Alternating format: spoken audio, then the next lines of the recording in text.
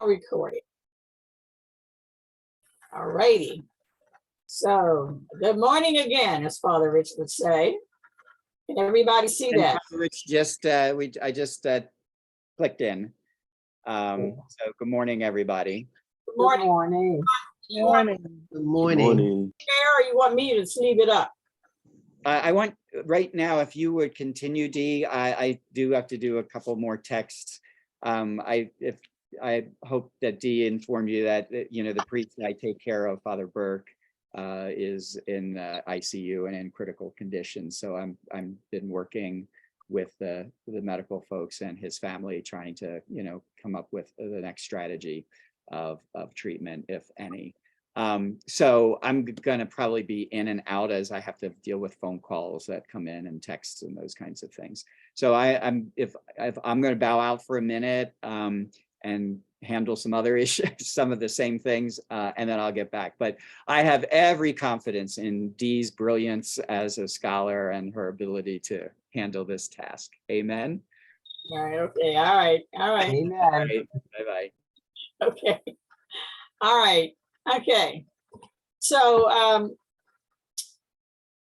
as we sum up last week, we were on 11 through 17, and we talked about the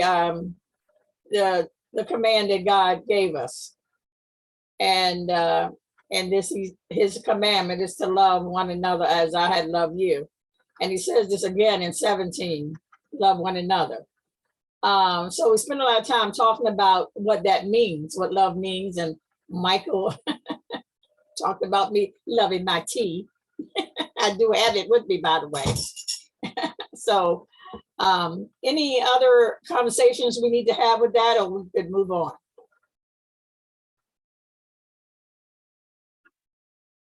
Anybody just unmute yourself. We can move on.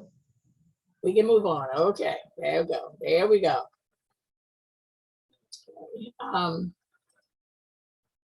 So we'd like somebody to read for us that we're on The World Hates You. The World Hatred. Don't all jump up at once. Somebody want to read? I'll read. Okay, Kathleen, thank you. Okay, the world's hatred. If the world hates you, realize that it hated me first. If you belong to the world would love its own. But because you do not belong to the world, and I have chosen you out of the world hates you. Remember the word I spoke to you. No slave is greater than his master. If they persecuted me, they will also persecute you.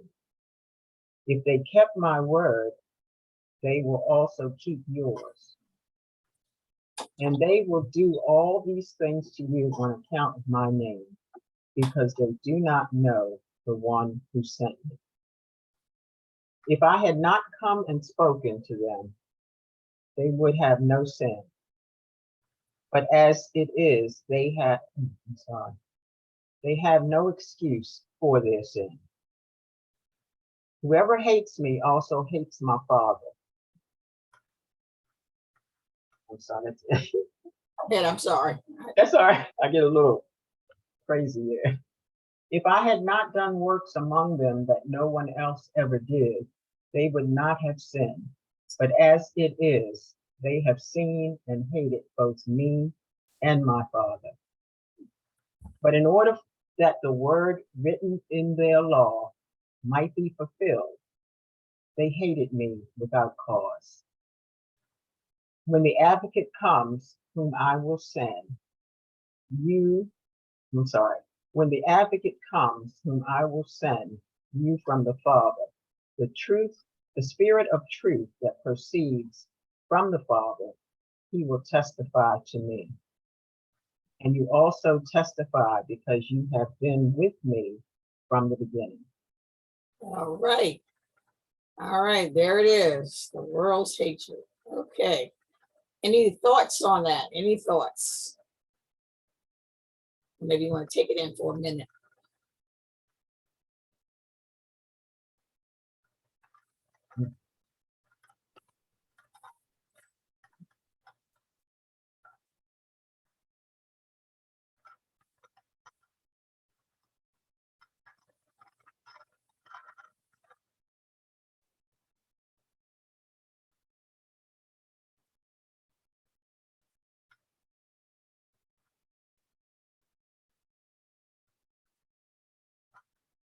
Okay, any reflections on what you just read?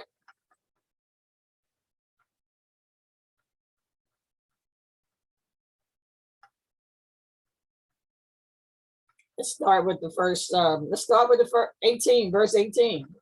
Well, no, well, Dee, I was going to say, when I think about this, it almost tells me, if you're a Christian, if you're a believer in Christ, be prepared, because you are not a part, of what we said before. You're in the world, but not, you're of women. How does it go? You're in the world, but not of the world. Right. Which means, it's like all of this stuff swirling around us all of the time. The greed, the violence, the anger, the unrest, all of the sins of the world that we see every day. And I don't know, but because I'm getting older, it just seems like there's so much more of it. And it kind of makes Sorry, Christian. guys, I have to cut you off. I have to leave and pick a friend up from Veterans Hospital. Have a good Oh, okay. study. Be safe. Bye. Bye-bye.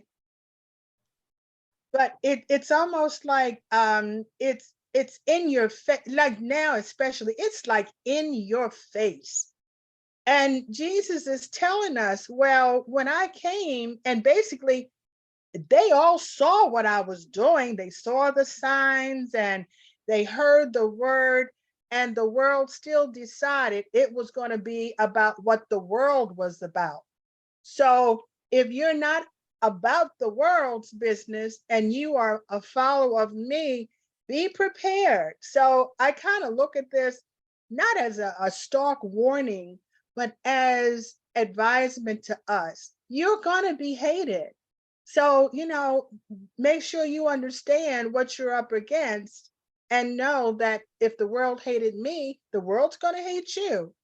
And it's just like he says, when he came, those who saw all those things that were going on and did not believe and went on about their business, well, those who did believe are keeping his word. I'm looking at my phone, so I got to find out what sentences. Oh yeah, if they had not seen all this stuff, they wouldn't have sinned. But they did see all of that. So after having seen and talked with Christ and looked at his signs and wonders, they sinned because he was the truth.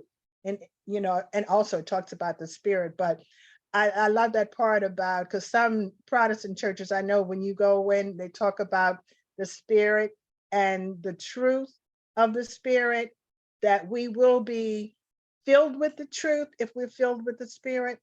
But where is it? They're both me and my Father. But in order that the word written in their law might be no. Well, he says they hated me without cause. But that's not the line I was looking for. I'll find it later, but I don't want to keep talking.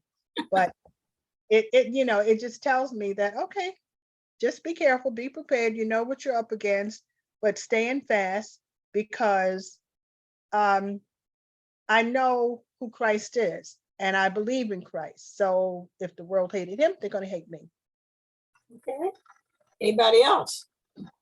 Any thoughts? Anybody else?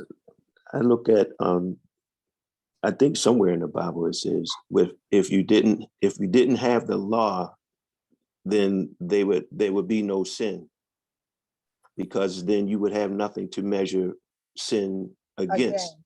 So I think also what Jesus is saying is that once he came and folk were in whatever they were in, that went against their comfortability, which we could call sin maybe. And so, which exposes them when you compare that to the light, which is Jesus. So I think in that, when there is no law, there's no sin. But now he's showing them righteousness, truth. So now he's the measuring stick, so to speak. And compared to that, then they become exposed in their sin. Therefore, if it goes against my comfortability, I don't want you around. I would hate you because it goes against which makes me comfortable. So that's my thoughts. I have a thought also about verse 23. I think it also is telling us, well, for me, that I mean, like, because we all get angry and we hate, we shouldn't be not to hate the sin or hate the act, basically, because we're all children of God. And if we say we hate, the criminals or whatever the case may be, these are all children of God, and we got to put that in our mind first. So we can't have hate, because if we hate, then we're also hating God. So we have to clear our mind. And it's hard sometimes when things happen that make us angry or whatever. But that I kind of got that from particularly verse 23, that we're all made in the image and likeness of God. And so we have to love one another. True, Amen. That's true. true. And I agree with that wholeheartedly. And I guess all of us can succumb to sin, but if you continue to follow his teachers, if you get a jolt and remember who he is, and remember that you are a Christian, then that goes back to love one another. If you love one another, and he's mentioned that several times in John, that it's your obligation as a Christian. If you want to follow him, it is your obligation to continue to love one another and stay on track. Okay. And if you stay on track, he will give you the strength to get through whatever you're going through as far as the hate is concerned. He will Yes, help you release that hatred. yes, I agree with that wholeheartedly. Okay, anybody else want to share your reflections on this?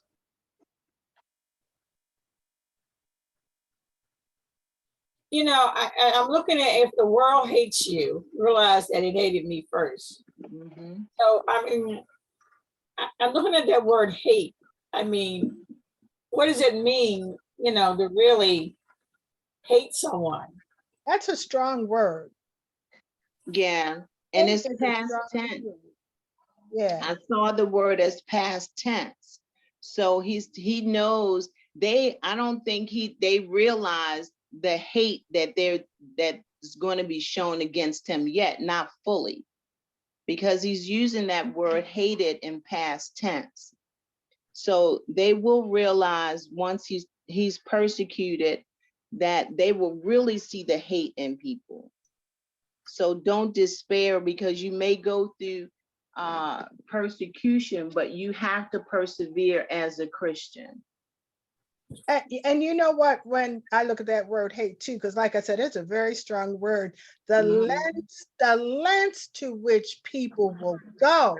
Yes. When they hate you. And that's why, when I first kind of, went through this, that's why I said, he's telling us up front. He's kind of warning us ahead of time. And That's just like right. you said, Gardner, persevere. We have to persevere through it. Okay. So I'm thinking the world hates you, realize they hated me first. And thinking about that word hate and thinking about the now, it's, to me, is Putin hating Ukraine so much that he just want to annihilate these people. I mean, he has such meanness. Is that a word that I can relate to? That such meanness in his heart? It has to be in your heart to want to destroy a person that much. Dee, you're being very kind when you just use the word mean, because when I think about Putin, I mean, what he has done, he has just demolished children, babies, Right. museums, everything. To me, when I look at Putin, I see pure evil. Yeah. That's what I think about when I think about Putin. And I know he's a child of God, but his actions indicate evil to personified. So how would that relate to Christ in this context? if the world hated you, realize it hated me first. So I'm trying to put that in a word that says, is this the world hating Christ by doing this to these people? Is the world that's hating Christ? You relating that to Putin, D? Yeah, I mean, it's just the world that's hating Christ. Yeah, that's what I'm. Okay, so why is some of the world hating Putin for what he's doing, right? Which is bombing women, children, bombing, period. One man, how can one man possess so much power to do that, right? And so let's flip that around. So Jesus, again, why is the world hating him? They're hating him for what he represents, who he is. And again, it goes against that which they were taught. Some followed him, some didn't. The ones that didn't could be the haters, right? Remember, they wanted to throw him over a cliff, right? So we know what happened in the persecution, but it's because he represented something that went against what they thought was the right way or what they thought was comfortable. So we got to do something about that because this man keeps exposing us for who we are. Flip it back around to Putin. We have to do something because this man is running roughshod over a portion or a section of the world. And where does it end? One man. So the thing is, he has to be stopped. Flip that back to Jesus, right? He's going against what we believe, what keeps us comfortable. He has to be stopped. So they're looking at him with his 12 disciples as the leader. Flip it back to Putin. He's the leader of a country, right? You snuck into Ukraine. Where does it end? Next, it'll be Poland. Next, it'll be one of the other countries. That's world history being repeated. I'll leave it at that. It sounds like. Okay. Anybody else want to comment on that? So we can move down to 19, which says, if you belong to the world loves its own. And what John is saying right here, John, we had to remember where we are, and he's writing this text. But because you do not belong to the world, and I've chosen you out of the world hates you. Kind of like I like this, the way it sounds towards the end. I've chosen you out of the world, and the world hates you. And we think about these disciples as he's writing this, these disciples. And as we go back to the beginning of this, he walked, that's right, isn't it? He walked up to all of these men and he asked them to join him. Mm-hmm.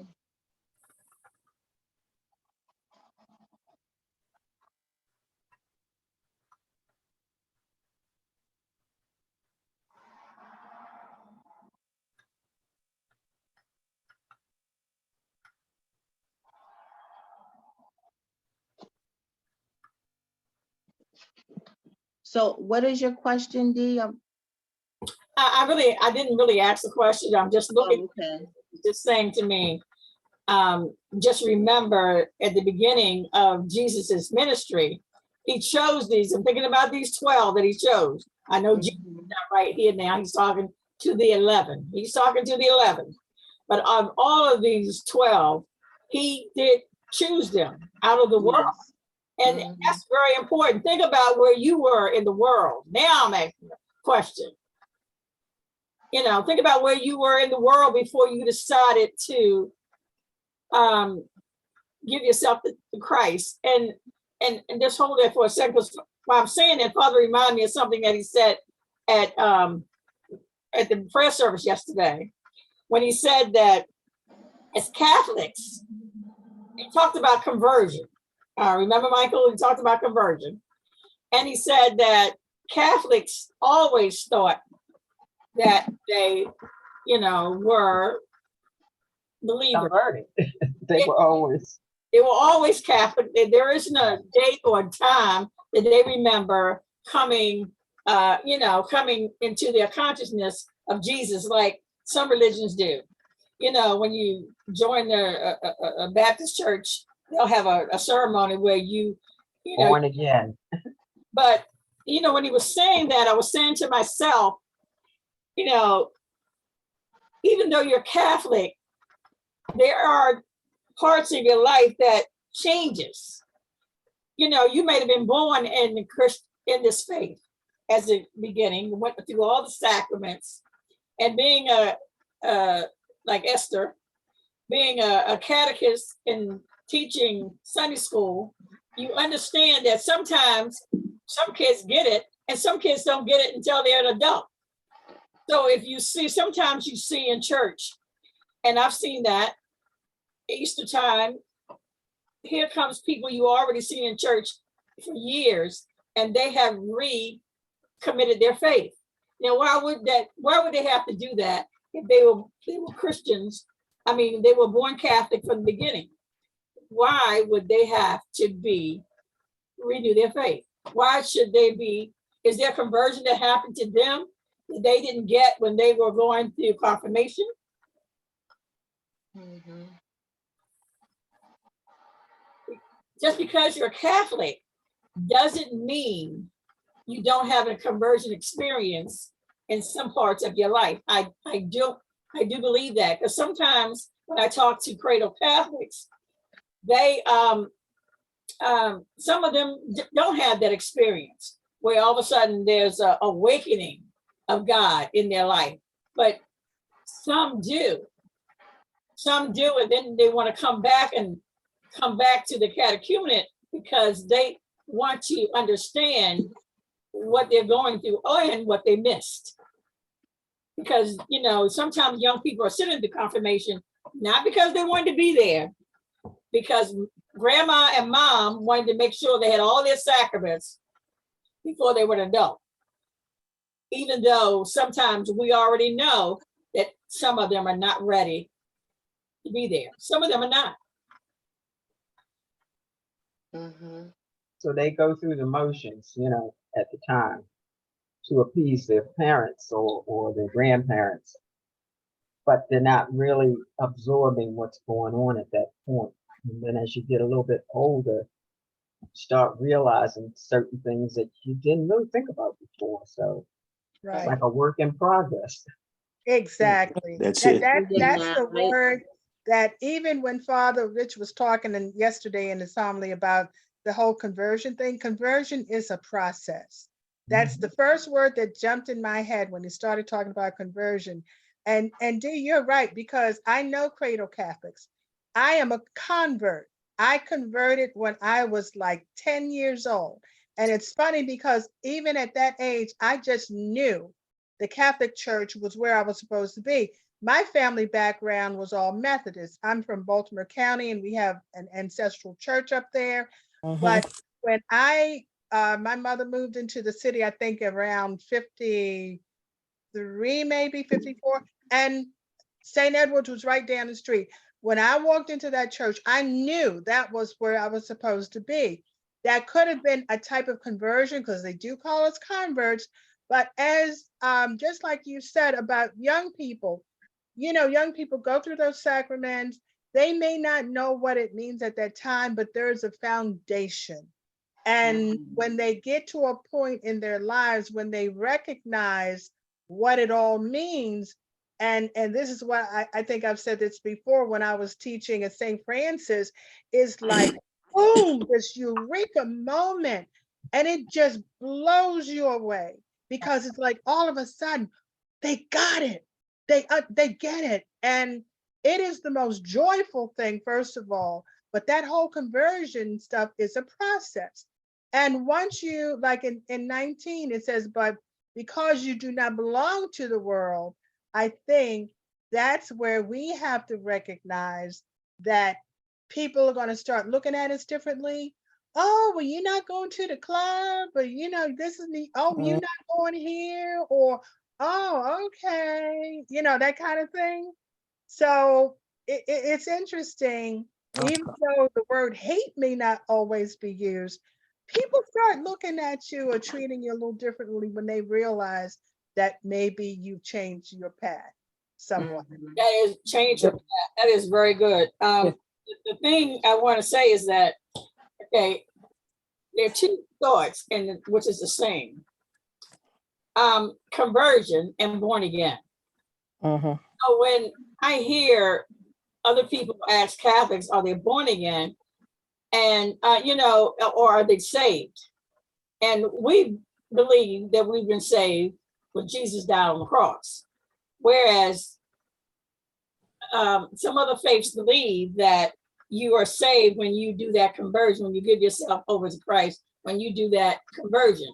So, or when you join the church or do the right hand fellowship or whatever they call it, it is still the same thing, because in their life, at the beginning of this part of this, it said, you belong to the world and the world loved his own.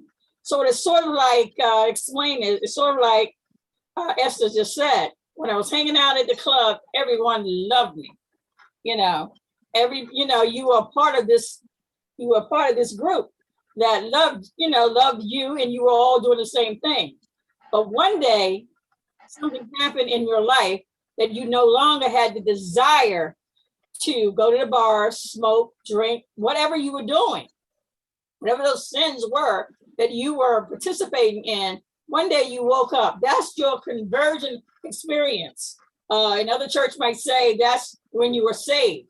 But it's the part where we say that our life has stopped and all of a sudden it's done changed. And if you think about these 12 people here, these people's life stopped and changed. What were they doing? They were fishermen. Peter, what I know about Peter, he liked to cuss a lot. I mean, he had to change the way he thought. And, it made him stop and think about who he was and what's going on here. What is Paul telling them now and that Jesus is saying to them? And when the first part of this verse is saying, if you belong to the world love his own. And then because you do not belong to the world, here we go. And I have chosen you out of the world hates you. Paula, I see you up. You look like you're thinking about something you want to say. Yes. No, I was thinking about the night my mother passed. And before she had passed, I'd had friends to tell me that, because my mother always said she wanted to go home. She was ready to go home. And I had friends said, your mother's not going to go anywhere until she knows you'll be okay. And I said, what are you talking about? I said, your mother's going to hang around until she knows for sure that you're going to be okay without her being around. I said, I'm going to be fine. They said, Carla, until you believe that, she's not going anywhere. And I remember while she was laying in the hospice bed over at Sinai, I looked at her and I said, God, I get it. I understand. I said, take her home. Do not let my mother suffer. She's done her job. And I remember going over to her and taking her hand, and I kissed on her forehead and said, Mama, I'm going to be fine. Yeah, I'm going to miss you just like I miss Daddy and Jack. I said, but I'm going to be fine. I said, because you and Daddy raised a strong, God-fearing daughter. And I said, it's going to be times where, yes, I'm going to wish you're going to be here. But what I want you to do now, I want you to just take Jesus' hand and let him take you home. Because right now, all I'm looking at is someone who's hanging on for me, and I don't want you to do that. And I don't know, I guess that night when she passed, it's like I felt a part of her. My next question I was going to ask you at that particular time when you made that decision, what were you feeling in your heart? I mean, what were you feeling? You did things, you did a change. So what were you feeling? Part of me was afraid, but at the same time, knew that if I didn't take a step back and just let her go, I wouldn't be able to make it at all.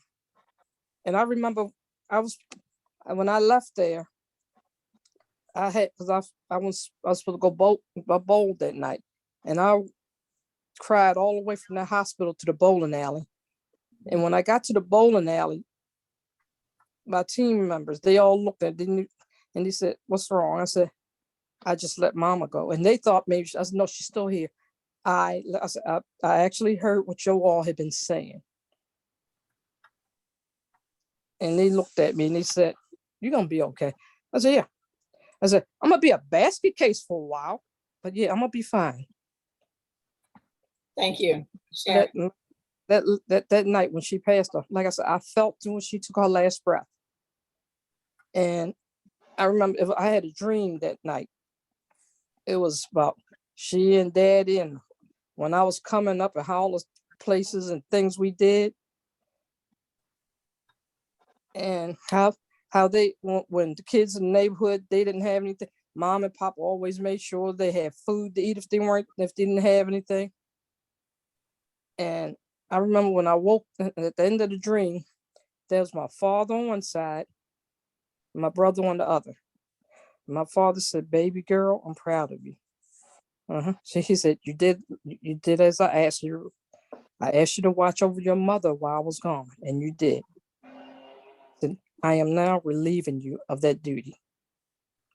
Then I looked over at my brother, and he gives me the thumbs up, says, "You did something I couldn't have done. That's why God brought me home first." And then in between them, I saw my mother. And she looked like the mother from way back, standing tall, beautiful skin, had a beautiful smile. And she said, "Carla, I heard everything you said, and I know you're going to be okay." She said, "But guess what? I'm Thank you. going." Thank you for sharing that with Then, us. and then they all kind of just disappeared. Yes. Thank you for that. Wow, Carl. Yeah, thank you for that. It was beautiful. Wow. Yes. And as we've been listening to Carla and thinking about that, think about in 19, as Carla shared her story, what these disciples are going through listening to that. What are they going through in their heads? What is John telling them, having us think about when we read this particular verse? What did he having us think? "I've chosen you out of the world, and the world hates you." What does that mean to them? He did choose us. And what? They walked with him all through this time. They walked through him all this time as when he came into his ministry, after he came out of the desert, he started working. And he's working even now. He started his ministry. He started working, he started getting people to help him. And he looked at these people that the world really didn't pay any attention to. What he's telling us, he picked people that the world, even though they belong to the world and try to fit in the world didn't expect much of them. The world didn't expect much of them. There's a lot of people like that. Whereas in the world today, there's a lot of people that the world did not expect them. And I'm going to jump back to Ukraine because it's always on my mind. The world did not expect Ukraine to last this year. It's almost a year. The world did not expect these people in this country to last this long. Putin thought he could walk in there, take the people out of their country, and just annex it to Russia with no particular, consequence. They've had a lot of consequences. So much consequences that he's reaching for another person of hate, China, to help them defeat Ukraine. Insignificance. This is what these people were, insignificant. "I've chose you out of the world, and the world hates you." I just keep running that through our heads because these people weren't rich. You know, they were lowly, most of them lowly fishermen, tax collectors, you know. They had the jobs that people really didn't want, you know, and they were just trying to get, you know, get by, just like most of us. You know, think about it, just like most of us, you know, we work every day, you know, trying to get by, trying to raise our family. So nothing significant. But just think about it. Jesus chose you all out of the world too. He chose you out of the But- world. When I Hey. watched Joe Biden give that speech on Ukraine and providing them more assistance, one of the most powerful symbols for me was standing there watching him with ashes on his forehead. And he made that speech on Ash Wednesday, and I looked at that and I said, yes, even though we have an evil person, we still have a good person. God, the Holy Spirit, is always there to put the intervention where it's needed, when it's needed. Oh, go ahead. No, I don't mean to cut you off, because from what Dee said and what you're saying, Garnetta, there's so much symbolism for me in all of it. Yeah. Yeah. Because from what you said, because Biden as a Catholic, he went to Ash Wednesday service somewhere. And the fact that he made that speech on Ash Wednesday, Yes. which is peculiar to Christians. And Dee, when you were talking, in my heart, I believe, because, well, Russia won, you know, Putin wanted Ukraine, yes. But to me, it's because Ukraine was leaning towards Western culture and beliefs, and there to be a, you know, religious country too. It was more an attack against the Western cultures and beliefs and religions, because Yes. United States originally was founded on godly principles. Right. Russia has never, ever been godly in that sense, because they're a communist nation. So to me, it's like evil attacking good, Satan attacking Jesus, the way he That's put right. on the mount. So I don't know in the wider picture, but there is just so much in that for me, because it was less about the Ukrainians, but more about evil versus good. Exactly. I'm going to say one more thing about 19 and we're going to move on. To me, it means about, I look at the word, one word to me sums up 19, and the word is change. They have changed. We have changed. We are no longer what we used to be. Metanoia. What we used to be. We no longer do what we used to do. We no longer desire to do what we used to do. And the word is change, which helps us to say that we've been converted out of all that stuff that we used to do. And now we're in a new world. We're in Metanoia, D. The word, metanoia. yes, we're in a new experience. And this is exactly what they're going through. And I believe they're meditating on this. I think they're sitting there looking at him. And as he is speaking, it has to go through their mind. It's sort of like when we're sitting in the pew and Father's reaching out to us. And I think that he's telling them, I've chosen you out of the world hates you. And they're sitting here thinking, yeah, I used to do that, but yeah, I'm not there. Yeah. And now we move to 20. And he says, remember the word I spoke to you. Remember, he's having them to go back. No slave is greater than their master.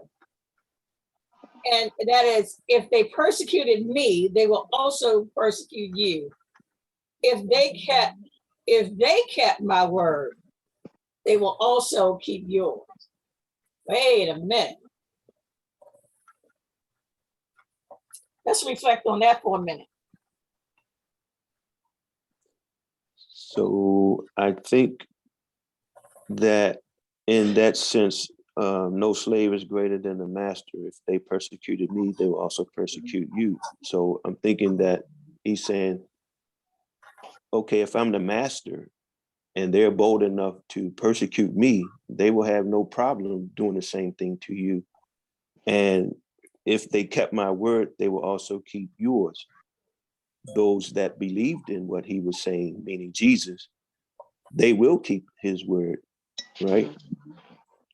So if I'm gone, then you as a follower of mine, they will also keep your word because your word comes from me, meaning Jesus. Evangelization. So Yeah. That's what we do. If we believe in what Jesus believed in, that is part of evangelization. Mhm. I'm saying, okay, help me, okay, this is where you help me at. And I agree with the part he says, no slave is greater than his master. That's what he's saying. And Michael's right. If they're bold, I like the word he used, bold enough. If they're bold enough to persecute me, then they will also persecute you. I'm gonna stop right there because when I remember being I'm a new Christian. I mean, I've been a Christian just about as long as I can remember, but I just remember having it come to my head, like Carl was saying, when I realized I'm sitting in St. Bernardine's one day, and I'm thinking, I know I'm sitting in the second pew on that my Holly side where I always sit, and I'm sitting there thinking, he said, we might have to suffer as Jesus suffered. And I'm sitting here thinking, do I want to suffer? I don't think I want to suffer. Actually, that's going through my head because he's saying that right there. No slave is greater than his master. So if I believe in who Jesus is, they persecuted him. Why not will they not persecute me? And if Jesus suffered, then I might have to do some suffering. I'm sitting there thinking, I think I was in my early 30s at the time, and I'm sitting there thinking, I don't know about that. I'm not sure if I want to do that. But if I'm thinking that, and I'm 30 and I remarried, I got 3 kids by that time, and I'm sitting there thinking, what are my young people thinking? If I'm sitting here thinking that, what are they thinking? And I had to really, really pray on that a lot. Had to pray on that because I wasn't sure. And I'm sure they are doing the same thing. They were sitting there, what are you talking about? I don't want to be. They're scared. They're already scared because he's leaving. And then he's talking about, I'm going to be persecuted. What are you talking about? They are scared. I think that God gives us experiences, not that they're first to me or you, but others have gone through this walk also. This is not a new walk for Christians. It is not a new walk for people who believe, but it is a new walk for the person who's walking through it themselves, for the first time, and made to come to that realization. And I'm going back to you, Carla, that realization that you had to let go. That took you a minute. And when you finally let go, there was some kind of relief I hear in your voice that said, when you came back to the bowling alley and told people you let go and you had that dream, you felt some kind of relief, but not at first. And I think this is where sometimes we got to think about where these disciples are. They're going through this for the first time and they are scared. They're not sure. I think excuse me, that to believe or to possess Christ, I think he's preparing them to also share in his suffering and persecution as well. And so if you're going to follow me, this is what you're signing up for, guys. Yes. But trust me, I'm the way, the truth, the life, but your strength is in me. Right? So I can either continue to follow him, or as some of the disciples that we don't read about, they did turn away. These 12 stayed with him. Yeah. So when we take hold of Christ, excuse me, we better know what we're signing up for. Already, And so, Exactly. already in it. And Michael, you know, when I first started just trying to get my head around this, that's what I meant when I said this, it was a forewarning to me. Jesus is already telling me, okay, if you're going to follow me, this is what's going to happen. If the world hated me, it's going to hate you. And everything else that you said, I agree with, but you started off with the concept that I thought about when I first read this. This is a warning to me. If you're going to follow me, this is the, you know, just be prepared. Yes. can I say something else? I'm gonna jump back for a minute, but this is really turning in me. So we talked about the sacraments, right? And Yeah. so I look at, he said, I've chosen you out of the world, right? He chose ordinary men, right? In whatever their professions were, right? And let's look at Matthew the tax collector.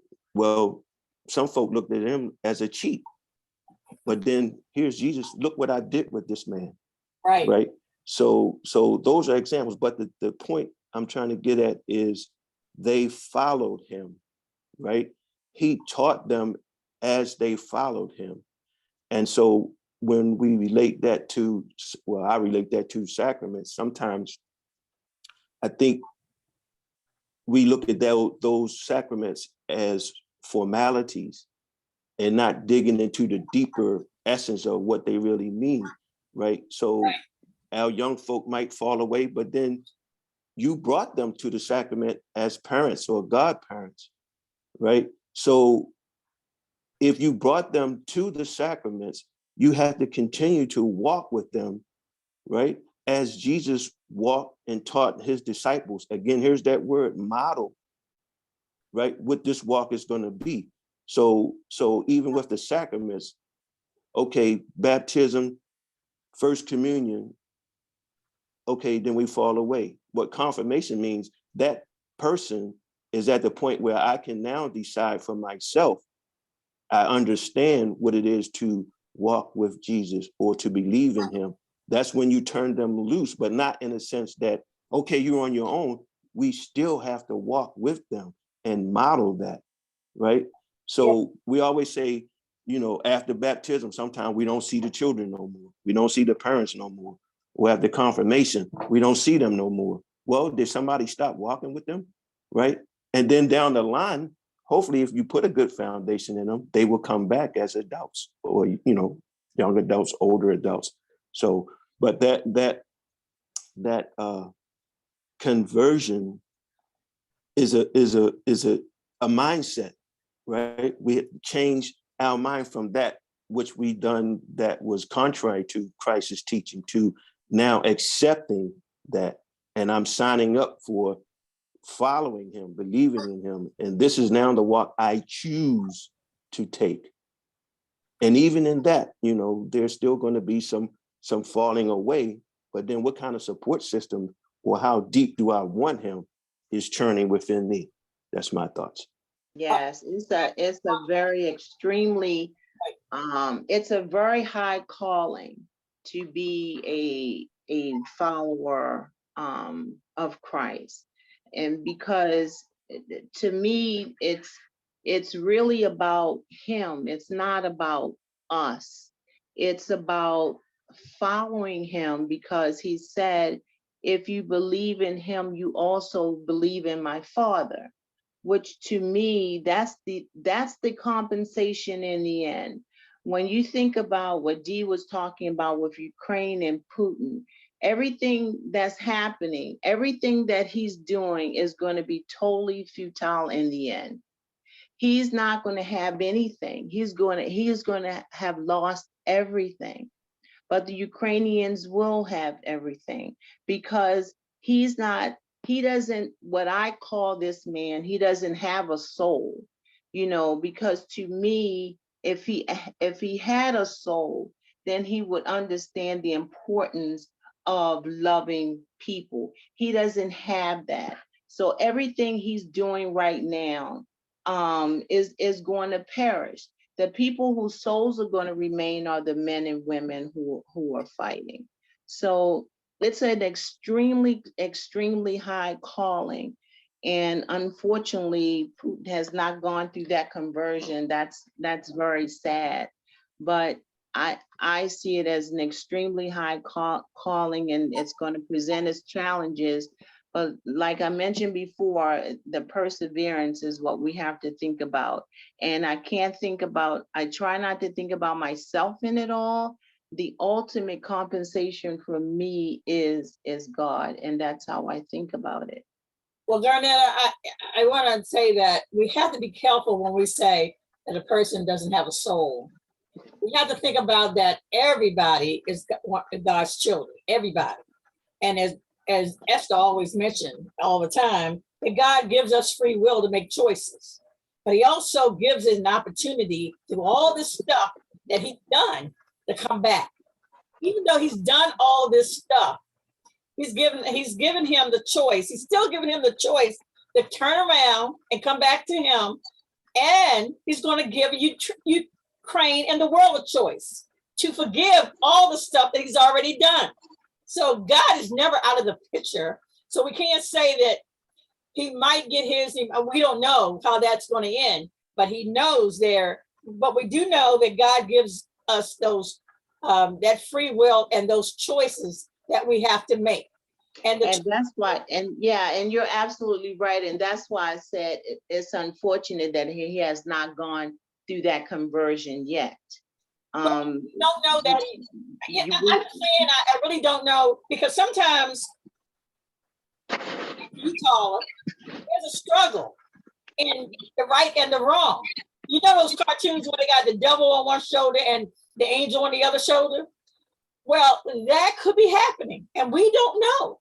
That could be happening, that he is totally out of his element, totally confused, and because he's in that mix, he's still throwing stuff at the people. We don't know that. Only thing that we do know is that we have a God that we believe in. We have a son who left us the word, and then we just need to have faith that he's in control of all of this stuff. And in this 20, as we move through this, he says something else about persecute. He says, if they kept my word, they will also keep yours. So that means that those who believe, like you, Garnetta, believe in God's word, believe in Jesus, what Jesus has said through this whole chapter of John, then the people that we tell those to will also keep our word. That's what he's saying to them.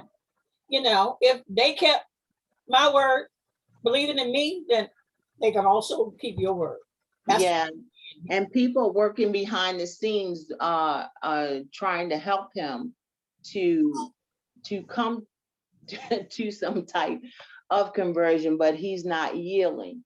And hopefully, I pray that he will come through it, that there'll be some compromise where he can just stop, because he's not massacring the Ukrainians. He's killing his own people. He's killing his own nation, and hopefully, and fortunately for some of those men individually who have gone to war, they've had to have gone through some type of conversion, because they don't want to do what he's asking them to do. So they're deserting his own army. So maybe he will come through that, like many of his own people have come through that. Right now, I don't see it because of all the failed talks, but hopefully he will. I know we all, in a sense, we all have a soul, but I'm more or less focusing on the reckoning with his soul. I just pray that, the prayer that was sent this morning by Valerie was, to me, very touching prayer that she did, because I pray that they all come through it. And my thought on that too is God has a purpose and a plan for everything. And don't say that, why did God do that? I always say God allowed it because he had a purpose and a plan. We may not understand it because in the beginning, as it kept carrying on with between Russia and Ukraine, I was finding myself kind of getting angry. And then I said, nope, that's not of God. Right. I'm not going to be angry. What I'm going to do is pray that his purpose and his plan is accomplished. Right. And even though we feel the pain of, I mean, it hurts me to see what the Ukrainians are and have gone through and will probably continue to go through. But I'm just so hopeful in my belief that God has an ultimate purpose and a plan, and it's going to be favorable to those who stay in the word. Man. Amen. So as we move on to, let's go down to 21 says, it says, and they will do all these things to you on account of my name, because they do not know the one who sent me.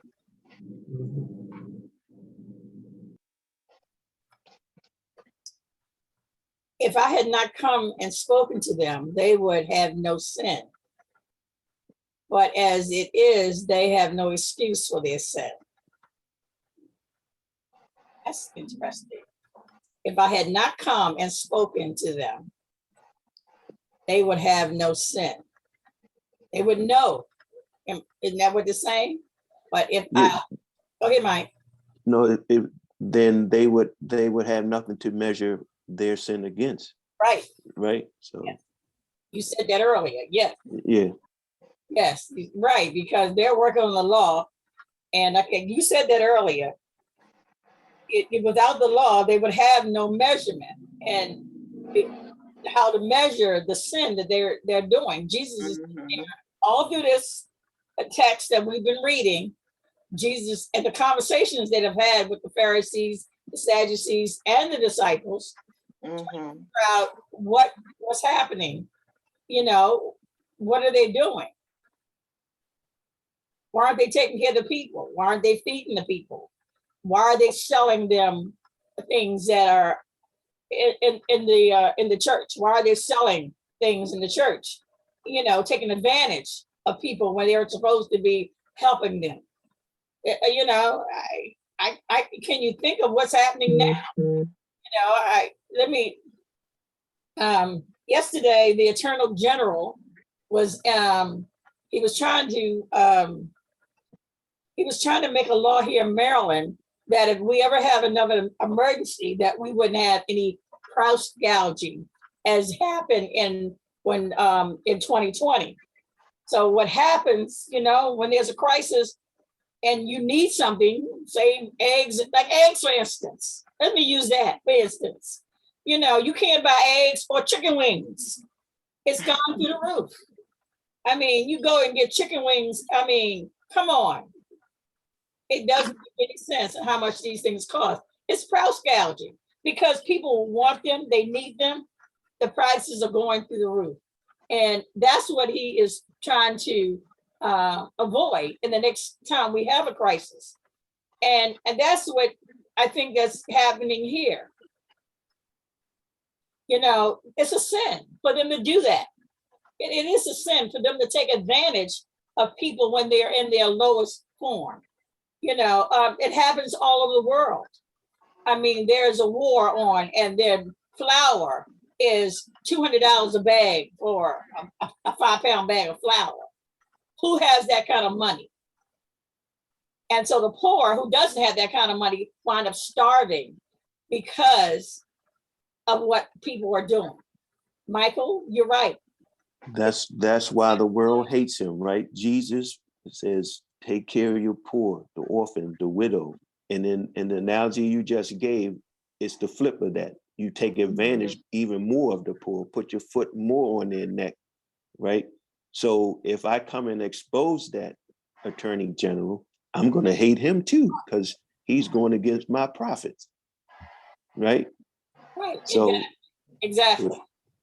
And that's exactly what he's saying. But as it is, they have no excuse for their sin.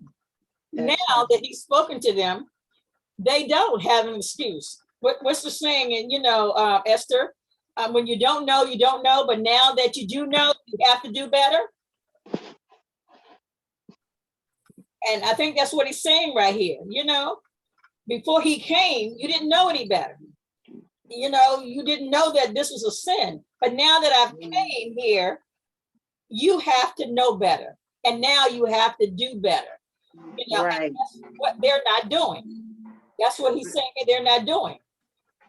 And look how he just keeps I- reinforcing it over and Right. over, right? The sentence might change, but the same message, the message is the same, basically. But he's just keep repeating it and repeating it, the core of what that message is. Exactly. So, Michael, I'm gonna have to go back to you again because you say this not only today but over and over.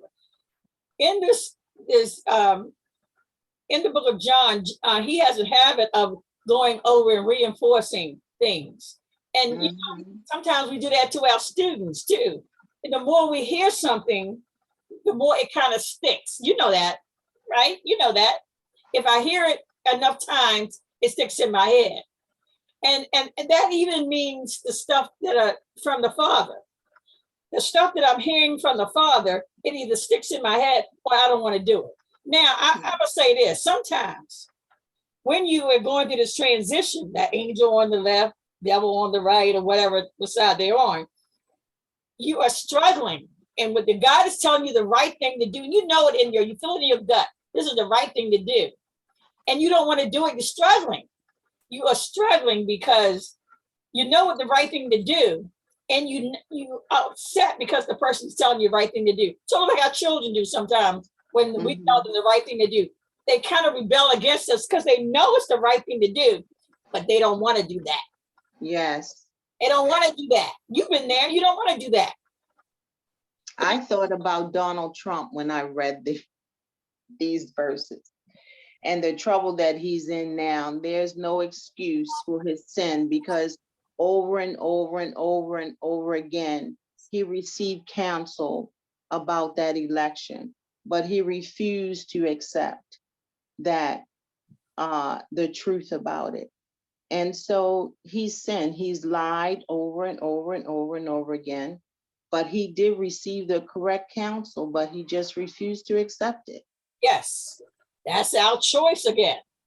Whoever And me, and we wait to see if the consequences of his sin will be meted out. Right. So Absolutely.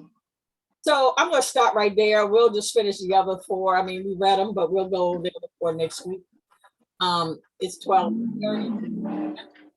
I'm going to leave us, right there. Father he left me a message that he had to leave. Whatever his friend is going through, it seemed like it's a crisis that he needed to be present for. So we're going to keep him in prayer. Any last minute thoughts before we close out? Anybody want to say before we leave? Well, I want to thank you all. Y'all been great again. And let's stop our recording. I'm getting good. Thank you to you, Dee. Thank you very